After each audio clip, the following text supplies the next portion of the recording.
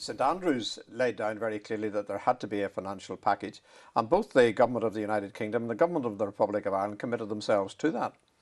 We didn't go into the agreement until we were satisfied with the financial package. The negotiations then took place after St Andrews, where we got the government to tie down exactly what they were going to do in relation to the financial package. And we did that for a very good reason, because while we didn't see things being as bad as they are today, we knew that over a long period of time, we were bound to reach circumstances where the government would rein in finances in some way. And we wanted to have certainty about the finances that would be available to a devolved administration, so that when we were trying to build up devolution in Northern Ireland, we weren't going to be undermined by a lack of funding. And Gordon Brown, as Chancellor, came to the steps of 11 Downing Street and made a speech where he guaranteed the budget for Northern Ireland. Now, in terms of current expenditure, it was for the present CSR period, which is coming to an end. But importantly, it underlined the need for a 10-year financial package for capital fund.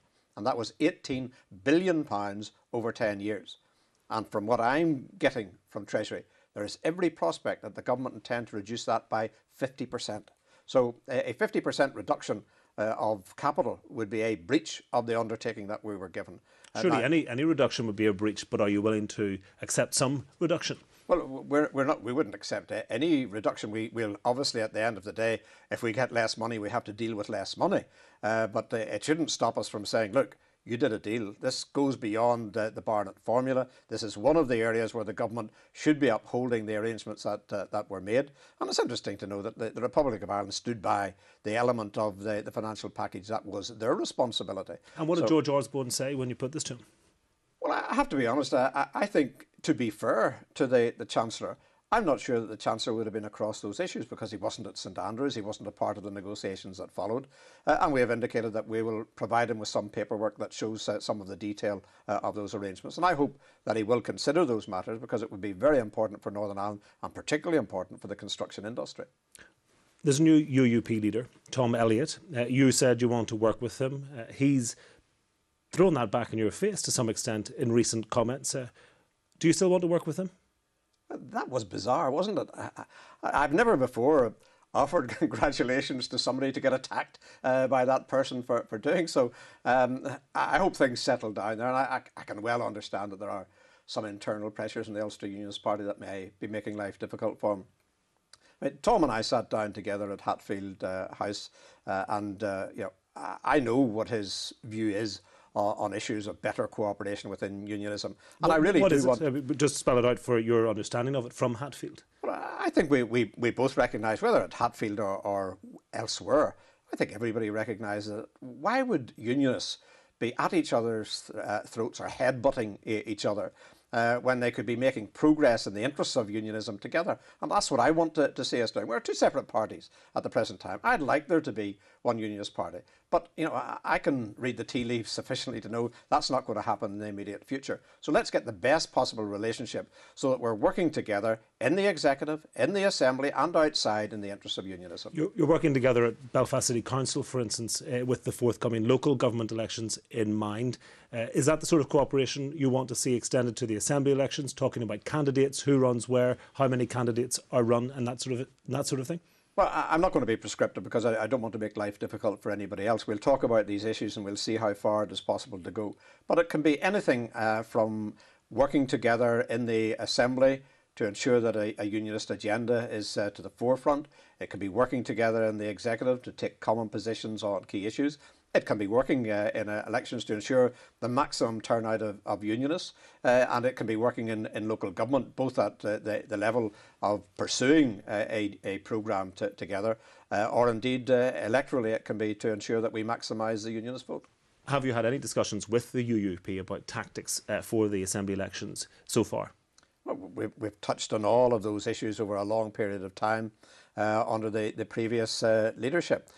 We haven't reached agreements on those matters. I would like there to be agreement. The new leader of the Ulster Unionist Party, I hope to meet him in the next number of days or weeks, and we'll discuss these and other matters. What about the DUP? Where is it positioning itself now? Previously you had the Ulster Unionists. and the DUP, when you weren't the biggest unionist party, were perceived to be perhaps more to the right of the Ulster Unionists. So where does the DUP sit now? Are you the middle ground unionist party? What are you? Well, we are the mainstream. We are the largest unionist party, and I think we represent the centre-right of unionist politics. I hope that we speak for the whole of unionism and many of the issues that we speak about. And I'm not really looking so much to the range of unionists, whether we're on the right, left, or centre. We simply take a position that we believe is right for Northern Ireland, and I believe that we are taking a position which is in line with the thinking of the vast majority of the unionist community. And as we move forward, I believe we'll go stronger and stronger.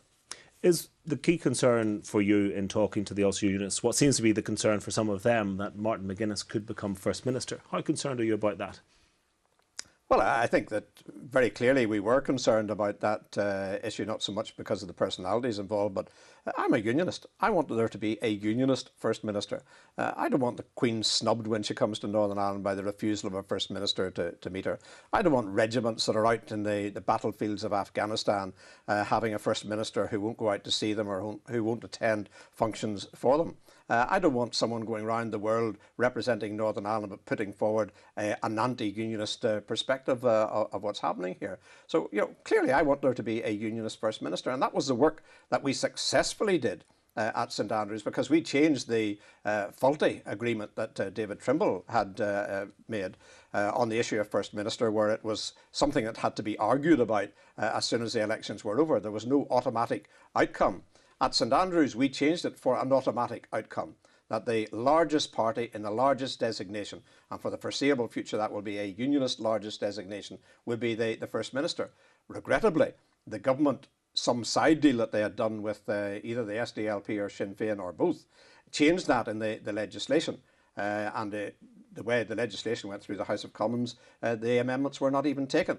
Our people in the Lords voted against it, but in the Commons they didn't have the opportunity. But the principle at stake, though, is whether or not unionism is comfortable with nationalism, and the comments by some who, in relation to this, suggest that they're not. And Sinn Féin are criticised for not having bought into Northern Ireland, if you like. But when unionists say that there can't be a nationalist First Minister, are they not coming from the same area? Well, I've already indicated why I believe that it's in the best interest of Northern Ireland for there to be a unionist First Minister. But I really want to say this to you, and I mean it. I don't want the next Assembly election to be about, is there going to be a Sinn Féin First Minister or not? I want people to look at the positive programme that the Democratic Unionist Party will put forward. I want people to vote for us because we have the best way forward. Now, unquestionably, the issue of who's going to be First Minister will be of more interest to the press, and we'll certainly be going out to top the poll and to have the largest party in the Assembly. Well, the Conservative